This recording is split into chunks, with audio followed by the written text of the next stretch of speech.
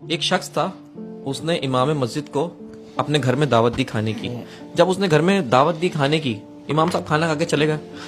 پھر اس کا بچہ آیا جس شخص نے دعوت دی تھی اور کہنے لگا کہ وہ ابا میرے پیسے رکھے پہ تھے صوفے پہ نا بہت سارے, وہ کہاں گئے؟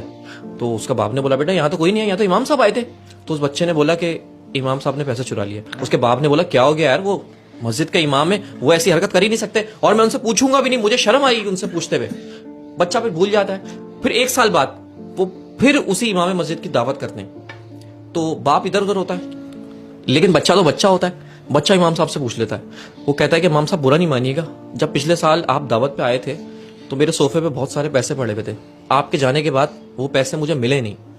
تو یہ بات سن کے امام صاحب رونے لگتے ہیں اور کہتے ہیں کہ بیٹا میں اس لیے نہیں رو رہا کہ تم مجھ پہ الزام لگا رہے ہو, بلکہ میں اس لیے رو رہا ہوں کہ جب میں آیا تھا تو صوفے پہ پیسے بکھرے ہوئے پڑے ہوئے تھے, میں نے ان کو جمع کیا اور تمہارے کمرے میں جو قرآن شریف ہے اس میں لپیٹ کے رکھ دیا.